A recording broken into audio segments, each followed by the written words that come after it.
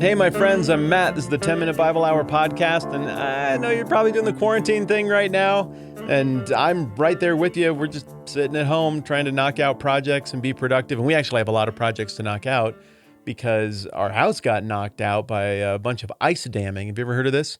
Ice damming is when you get a whole bunch of snow, and then it melts, and then it freezes, and then it melts, and then it freezes, and it never really goes away, and then gradually it accumulates into this big, giant block of ice, and there's nowhere for the water to go.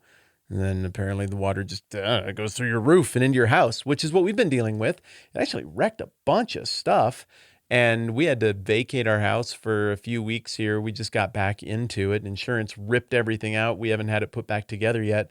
So I'm sitting in this room, and it's stripped down to studs, and there's, the places where the insulation used to be, that's all visible. And it's kind of cold, but I strung up some blankets, and so I'm hoping it's not too echoey and we can just have fun with it. Obviously, in the grand scheme of things, my stupid house thing is not that big a deal because I know everyone on this planet right now is dealing with a very similar pressure as we do this thing that I suppose is probably the first phase of how we respond as a global community to the COVID-19 pandemic, and that is lay low, flatten out the curve. I suppose the economy can sustain that for a while. And so right now, if I'm reading it right, it seems like we're buying ourselves some time through extreme social distancing to put together countermeasures to deal with what we're up against. I guess that's the phase we're in, so that it's possible for people to endure this thing better when they contract it. And then I guess we get to the next phase, which is one everybody's excited about, where some genius comes up with and properly tests a vaccine.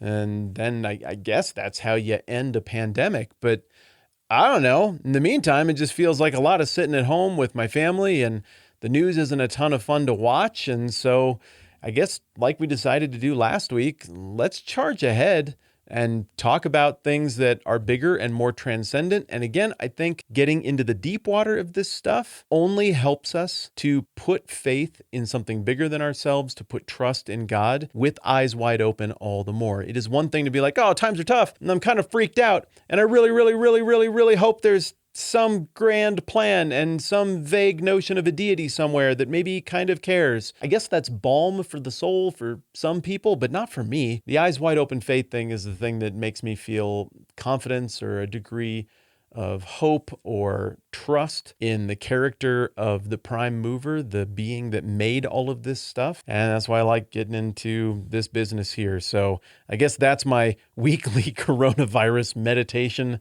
as we get back to looking at the text. So before all of this stuff went down, I took my family out to theaters. This is the last one that we went to before social isolation, and we saw Onward, the one with Chris Pratt, and it was a nice show. But what really got to me emotionally were the previews. There was a Mulan preview. There's something, I know I've told you this about 100 times, but there's something about girls being brave and heroic and their relationship with their dad that just kills me emotionally in an instant. And I bawled in a trailer, people, in a trailer. Come on. But I don't feel any shame. Obviously, I don't. I'm telling you.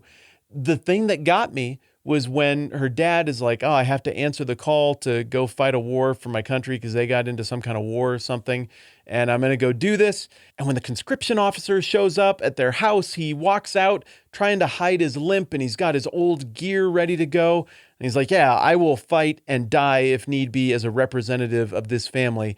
And then Mulan steps in. She decides that she's going to be the one who's going to go and serve. And you just, that idea of standing in the place of somebody who she loves was enough. And then, the soaring music and the fighting and the girls moving fast and everything else. It's the fast, brave girls. I don't know. It just does it to me.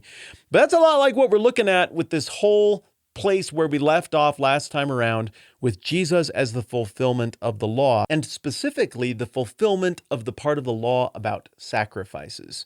So again, almost all of the sacrificial stuff in the Bible is laid out in the book of Leviticus, specifically in the first 17 chapters.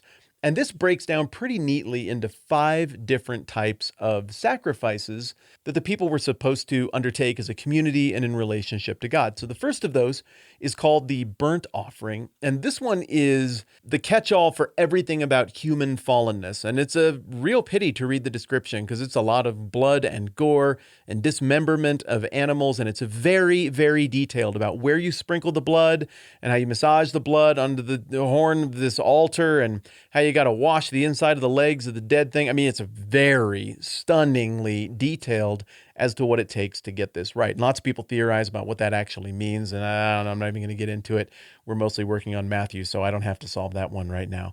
So you get this burnt offering that would involve a bull or a sheep or a goat, or I think there was an exception for poor people. They could maybe do a pigeon or something. And the idea here is that this addresses the imperfection of people before God, but it doesn't ultimately solve it. It just stays God's wrath. It addresses it momentarily. Then you get the grain offering, which is a way to say thanks, like something worked out. This is a way to show appreciation to God, and this is just what it sounds like, flour or grain. Then you have the peace offering, and this one is nothing more than a gesture of saying, God, you are my God, and I like you, and I want to have a good standing, a right relationship with you. And so here's just kind of a bonus voluntary sacrifice to make that clear. Then you've got a description of what's called a sin offering. This is the fourth kind. And a sin offering is stuff you didn't mean to get wrong. You just weren't paying attention, or you were trying to get it right, but you just screwed up and you're super sorry. Dang it. Then you would go and do a sin offering for the stuff you know you screwed up, or for the stuff that I don't know. What did I do? I don't even know that I did anything for like the last 6 months since I did my last one of these, but I'm sure I did something stupid. So we'll do a sacrifice of an unblemished bull or a male or female goat. This is weird, right? It's supposed to be weird. I hope that's the effect it's having on you. We're going to come back to the weirdness. And then the fifth kind of offering described in the book of Leviticus is the guilt offering. And this one is to square things up when you really specifically do something wrong. You go and cheat somebody else, you wrong somebody else, there's a victim, or you blatantly violate what God said to do or not do, then there's usually some sort of compensation and squaring of accounts, as well as an unblemished ram offered in sacrifice to make this stuff right. It's very complicated. It's very weird. It's very gory. It's very something I'm glad we don't do anymore as a matter of religious practice. I don't even know how we would sustain it just in terms of the amount of animals you would have to raise. I mean, literally, that would be a huge problem if we continue to do it that way, with Earth's population being whatever it is, 7 billion or whatever. So we got all of that weird sacrificial stuff, and then we come back to Jesus saying this thing. I turned to the wrong page in Matthew 5:17. Don't think that I've come to abolish the law or the prophets. I haven't come to abolish them, but to fulfill them. I tell you the truth, until heaven and earth disappear, not the smallest letter, not the least stroke of a pen will by any means disappear from the law until everything is accomplished. Fulfill. What does it look like to fulfill the gory sacrificial list, except for the grain offering, that we just described? Some of the answer to that question comes into focus when we just picture the most basic stuff we know about Jesus, whether you believe it, as I do, or not, as I know many of you do not. But the idea that Jesus went to a cross and died there and then rose from the dead 3 days later, as he predicted, all of that seems to revolve around the idea that Jesus is this atoning sacrifice, that he's resolution for human guilt, intentional guilt, accidental guilt, that he is resolution for, the simple way to put it would be just liken it to the Mulan trailer. Somebody needs to go and put themselves in the line of fire, and theoretically that should be the people who have guilt, me, you, normal people, everybody. But instead, God interrupts that system, that impossible system, by sending his son, who is the pure and spotless Lamb of God who takes away the sins of the world. Remember, that's what John the Baptist said when he saw Jesus walking up in, what was that, John 2? I think it's John 2. So at the simplest level, Jesus fulfills the sacrificial system by being the sacrifice for us, by stepping in like Mulan did for her dad.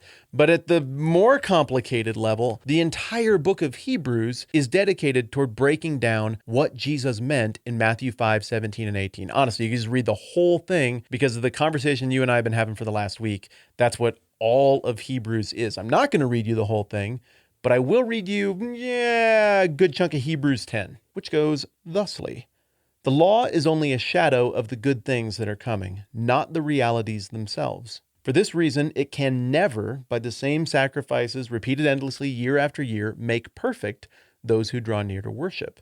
If it could, wouldn't they have stopped being offered? For the worshipers would have been cleansed once and for all, and would no longer have felt guilty for their sins. But those sacrifices are an annual reminder of sins because it is impossible for the blood of bulls and goats to take away sins. Therefore, when Christ came into the world, he said, "Sacrifice and offering you did not desire, but a body you prepared for me. With burnt offerings and sin offerings you weren't pleased."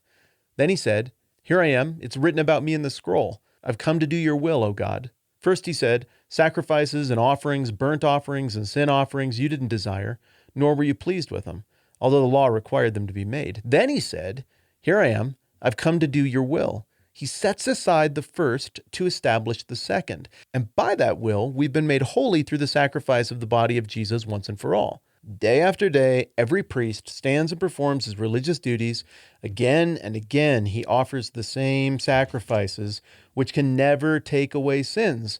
But when this priest, that being Jesus, had offered for all time one sacrifice for sins, he sat down at the right hand of God. Skip ahead a little bit to wrap it up in verse 18, and it says, "And where these have been forgiven, there's no longer any sacrifice for sin." So Jesus lobs this incredibly obvious softball question to all of us in Matthew 5:17 and 18, that being, what would it look like to fulfill the law, especially the sacrificial law? And then Hebrews chapter 10 absolutely knocks that softball out of the park. It looks like, well, exactly what Jesus did. Killing all those animals and all of that blood, if it could fix things, it would have fixed it already, but it can't fix it, and that's why we keep on doing it, right? Unless there was one perfect sacrifice that could knock the whole thing out, and then it would just be done. And guess what? Jesus is that sacrifice. And then he was like, "I'm finished," drop the mic, woo, and then he goes and he sits at the right hand of the Father, and that's that. And where these have been forgiven, there's no longer any sacrifice for sin, and that is how you fulfill the sacrificial law.